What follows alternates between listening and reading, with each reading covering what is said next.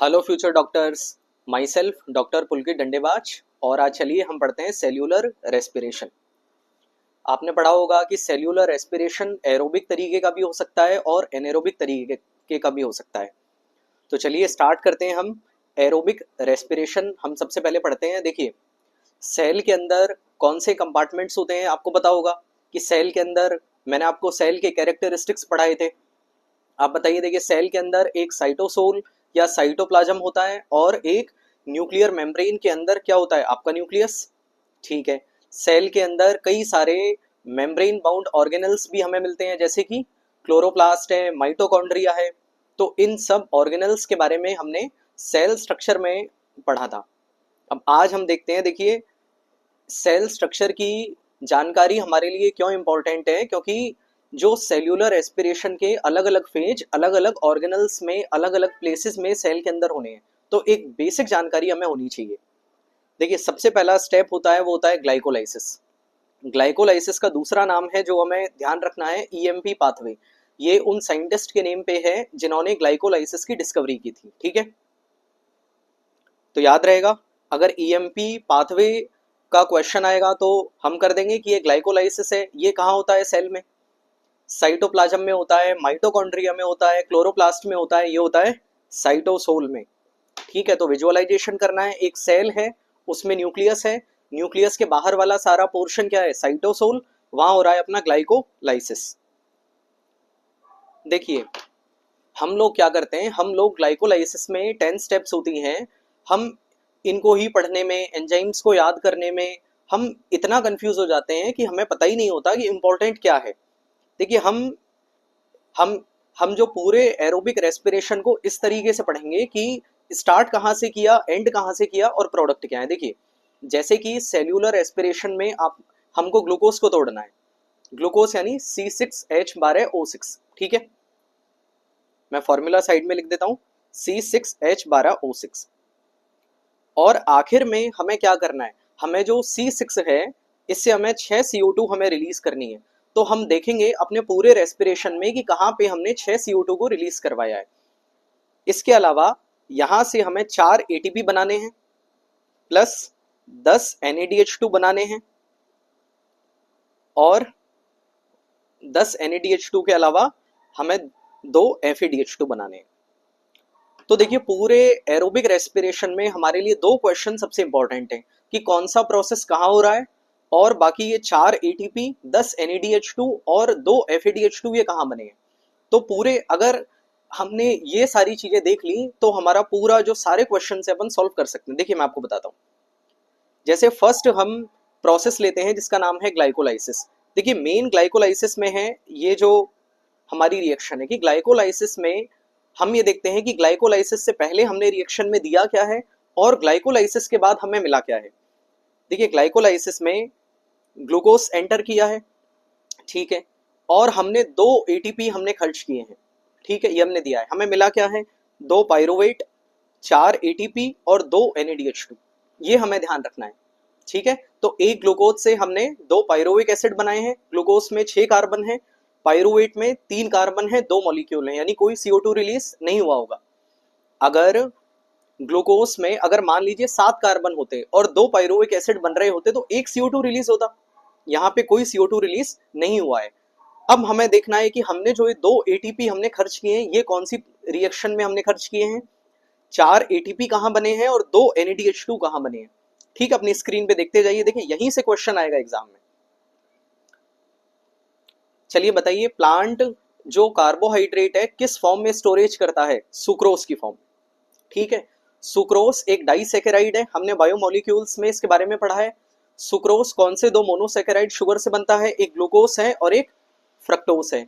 एक एंजाइम, हम केवल वही एंजाइम्स पढ़ेंगे जो एनसीईआरटी में मेंशन है। सुक्रोज को ग्लूकोज और फ्रक्टोज में कौन ब्रेक डाउन करता है, आंसर इज इन्वर्टेज। इसका नाम इन्वर्टेज क्यों है, क्योंकि देखिए सुक्रोज का सोल्यूशन है, आपने ऑर्गेनिक केमिस्ट्री में पढ़ा होगा ऑप्टिकल रोटेशन के बारे में। तो सुक्रोज का जो सोल्यूशन है वो डेक्स्ट्रो रोटेटरी होता है ऑप्टिकल लाइट के लिए, जबकि ग्लूकोज और फ्रक्टोज का सोल्यूशन होता है वो लीवो होता है। तो यहाँ डेक्स्ट्रो से लीवो में कन्वर्ट किया है, इसलिए इस एंजाइम का नाम है इन्वर्टेज। ठीक है, अब देखिए रिएक्शन देखते हैं। सबसे पहले हमको क्या देखना था कि 2 एटीपी हमने कहाँ खर्च किए हैं। देखिए ग्लूकोज से ग्लूकोज 6 फॉस्फेट फर्स्ट एटीपी हमने खर्च किया है, एटीपी से एडीपी बना लिया। और अगली रिएक्शन फ्रक्टोज 6 फॉस्फेट से फ्रक्टोज 16 बिस फॉस्फेट। तो हमें सबसे पहले देखिए कोई भी रिएक्शन हो हमें काम काम की चीजें देखनी होती हैं। आप अगर 10 रिएक्शन का रट्टा मारने लग गए, सारे एंजाइम्स का रट्टा मारने लग गए और एग्जाम में क्वेश्चन आएगा कि NADH2 कहाँ बना और आप उसका जवाब नहीं दे पाओगे। ठीक है, तो 2 एटीपी कहाँ खर्च हुए हैं बोलिए साथ में, ग्लूकोज से ग्लूकोज 6 फॉस्फेट और फ्रक्टोज 6 फॉस्फेट से फ्रक्टोज 16 बिस फॉस्फेट। ठीक है, चलिए अब इस रिएक्शन में हमें 4 एटीपी मिले हैं और 2 NADH2 मिले हैं। अब देखते हैं, देखिए पहले NADH2 देख लेते हैं। देखिए ये जो मॉलिक्यूल है PgAl, इससे हमने क्या बनाया है BPGA। ठीक है, 3 फॉस्फोग्लिसरैल्डिहाइड से हमने क्या बनाया है 13 बिस फॉस्फोग्लिसरिक एसिड। तो इस रिएक्शन में हमें NADH2 मिला है, ये 2 कहाँ है, देखिए ये रिएक्शन 2 बार हो रही है। क्यों? क्योंकि देखिए ग्लिसरैल्डिहाइड 3 फॉस्फेट ये 3 कार्बन का है, तो इस तरीके के 2 मॉलिक्यूल बने हैं। ठीक है, वैसे वास्तव में देखिए PgAl और DHAP दोनों बनते हैं, लेकिन DHAP हम PgAl में वापस से कन्वर्ट कर लेते हैं। तो 2 PgAl के मॉलिक्यूल्स हमें मान के चलने हैं, तो 2 बार रिएक्शन होगी तो 2 NADH2 बनेंगे। अब देख लेते हैं, देखिए कि हमने 4 एटीपी बनाए हैं, तो वो 4 एटीपी कहाँ बने हैं। देखिए फर्स्ट हमारा जो एटीपी बनता है वो बनता है BPGA से PGA में। ओके, और जो दूसरे रिएक्शन है, दूसरा जो शुरू के 2 एटीपी यहां बन गए, अगले 2 एटीपी कहां बनेंगे 2 पेप से और पायरुविक एसिड। ठीक है, तो ग्लाइकोलाइसिस में यही क्वेश्चन आएंगे। चलिए बताइए ग्लाइकोलाइसिस का नाम क्या है, EMP पाथवे। रिएक्शन हो कहां रही है, साइटोसोल में। इसके अलावा 2 एटीपी हमने कहां खर्च किए हैं, ग्लूकोज से ग्लूकोज 6 फॉस्फेट और फ्रक्टोज 6 फॉस्फेट से फ्रक्टोज 16 बिस फॉस्फेट। ठीक है, चलिए बताइए NADH2 हमारा कहां बना है, PgAl से BPGA वाली रिएक्शन में हमारा क्या बना है NADH2। अब बताइए देखिए 2 एटीपी हमारे 2 एटीपी कहां बने हैं, देखिए नंबर 1 एटीपी हमारा बना है BPGA से PGA, 2 एटीपी यहां बने हैं और अगले 2 एटीपी कहां बने हैं पेप से और पायरुविक एसिड में। ठीक है, तो ग्लाइकोलाइसिस के सारे क्वेश्चन यहां से सॉल्व हो जाएंगे। अब समझ में आ गया आपको कि ग्लूकोज से क्या बनाया है पायरुविक एसिड, 2 एटीपी खर्चा किया है, 4 एटीपी बनाए हैं और 2 NADH2 हमने बनाए हैं। चलिए अगला स्टेप देखते हैं जो है सिट्रिक एसिड साइकिल। अब देखिए ये पायरुवेट कहाँ बना है, साइटोसोल में। अब जो आगे की रिएक्शन होनी है वो कहाँ होनी है, माइटोकॉन्ड्रिया, और माइटोकॉन्ड्रिया के भी मैट्रिक्स में। माइटोकॉन्ड्रिया का स्ट्रक्चर मैंने आपको पढ़ाया है सेल स्ट्रक्चर में। माइटोकॉन्ड्रिया में कितनी मेम्ब्रेन होती है बताइए, 1 या 2, 2 मेम्ब्रेन, एक आउटर और एक इनर। अंदर ये साइड में क्या होता है, मैट्रिक्स। तो ये सारी रिएक्शन जो आगे की होनी है वो कहाँ होनी है, मैट्रिक्स में। तो अब पायरुविक एसिड बना है साइटोसोल में, इसको कहाँ लाना है अपने को, मैट्रिक्स में। चलिए लेके आते हैं, पायरुवेट को हम मैट्रिक्स में ले आए। अब आगे क्या होना है, देखिए फर्स्ट रिएक्शन होनी है कि हमने पायरुवेट को एसिटाइल कोएंजाइम A में कन्वर्ट करना है। ठीक है, इस रिएक्शन में देखिए क्या हो रहा है, एक CO2 रिलीज हो रहा है, पायरुविक एसिड 3 कार्बन है, एसिटाइल कोएंजाइम में 2 कार्बन है, यानी एक CO2 निकलना है, निकल गया।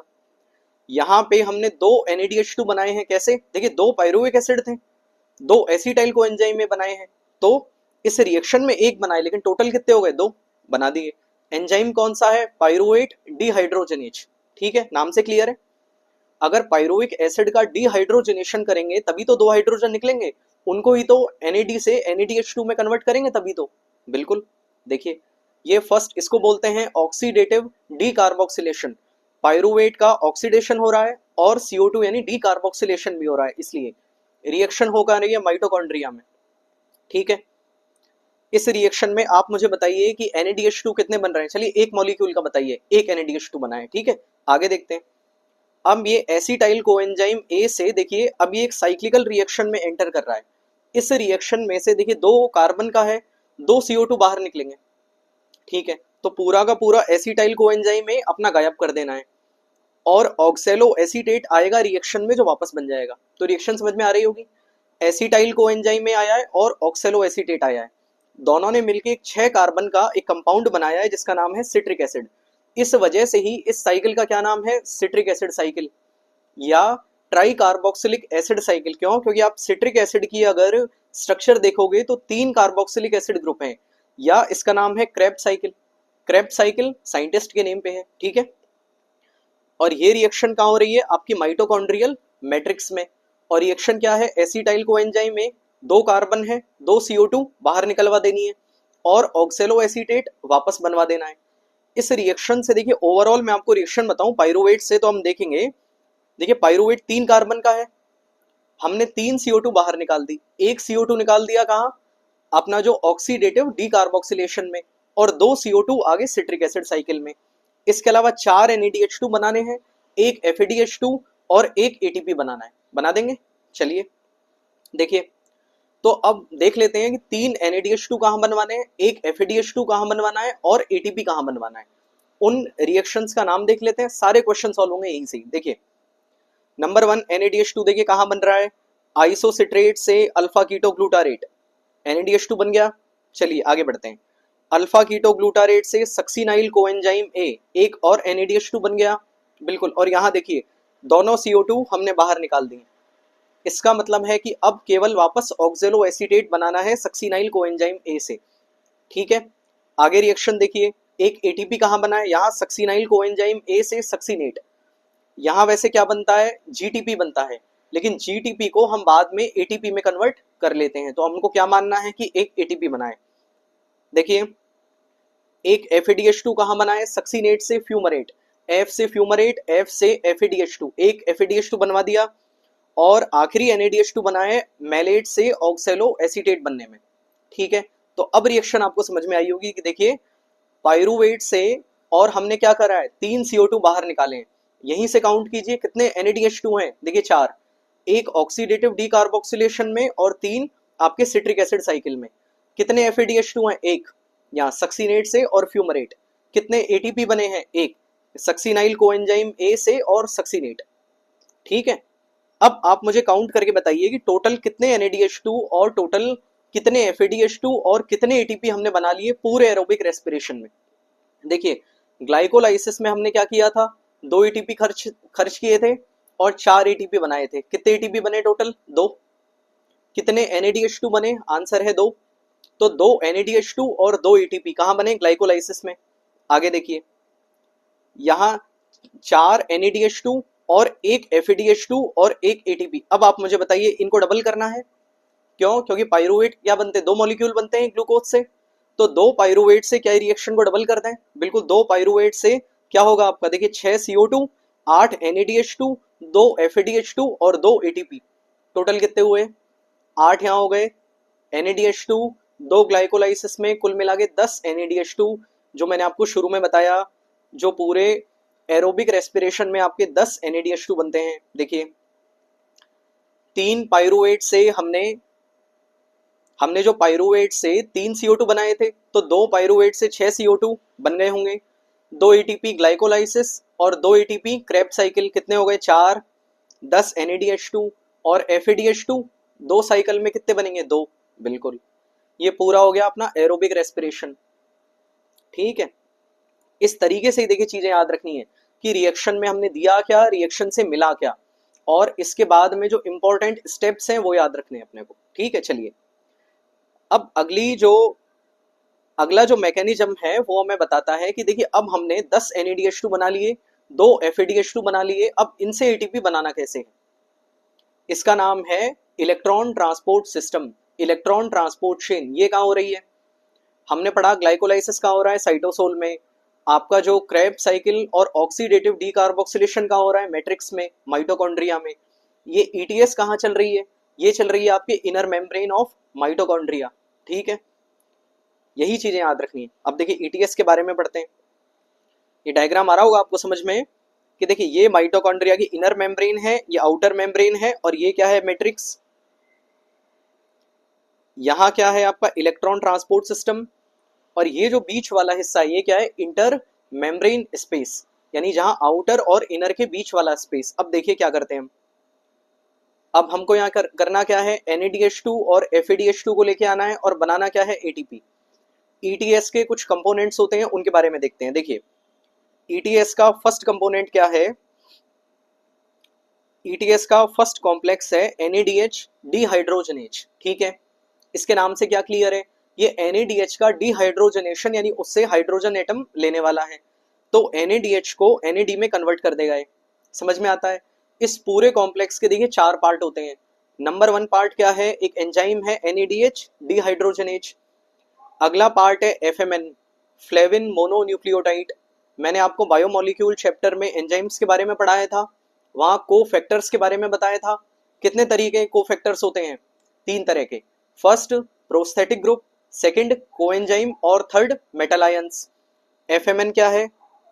Flavin mononucleotide.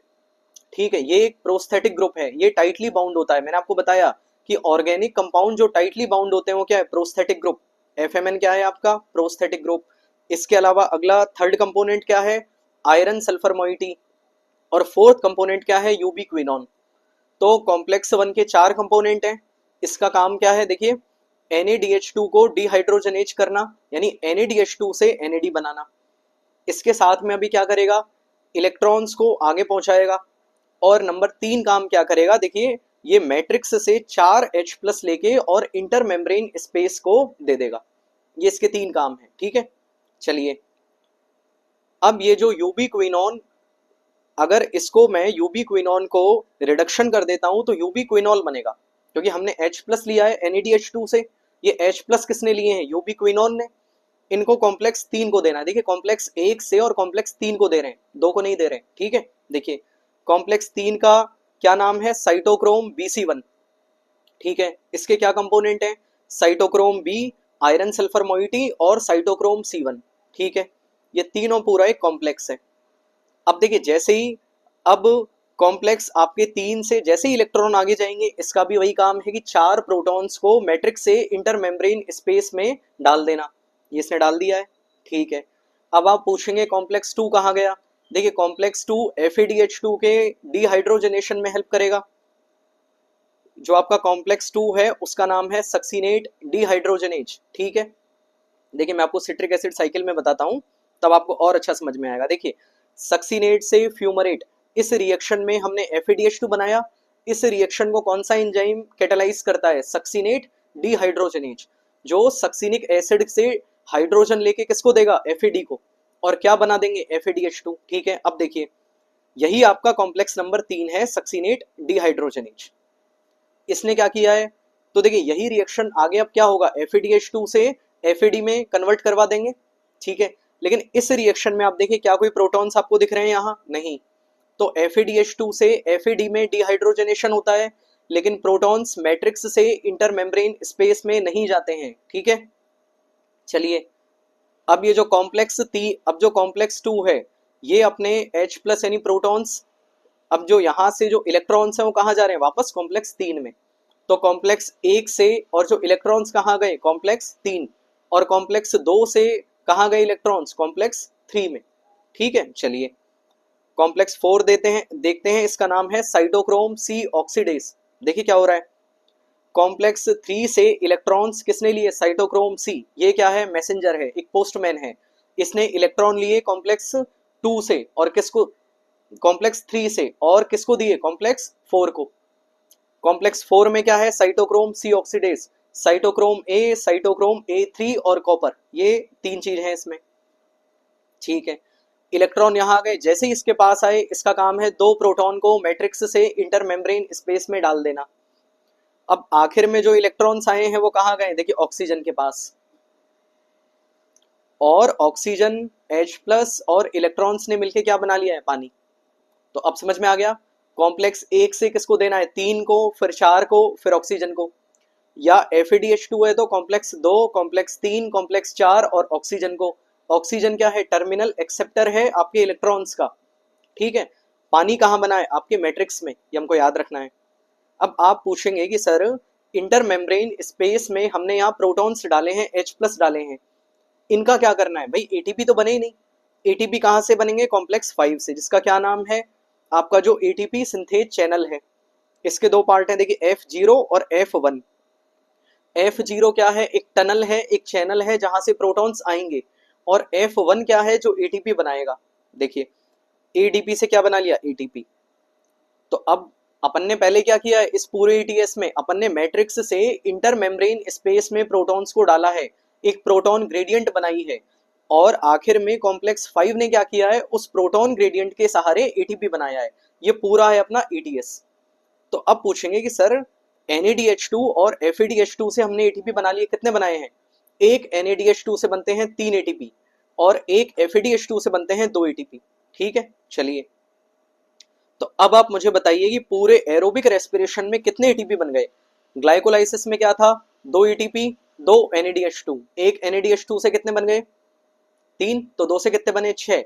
तो ग्लाइकोलाइसिस में कितने बने? 8 एटीपी बने आपके। ठीक है, चलिए जोड़ते हैं एक बार। उसके बाद आप मुझे बताइए क्या बना है, बताइए।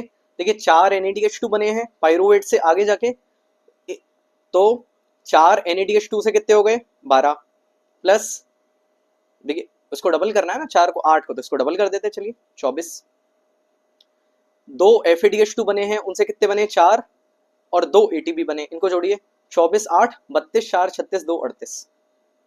तो कुल मिला के एरोबिक रेस्पिरेशन में कितने एटीपी बनते हैं? 38।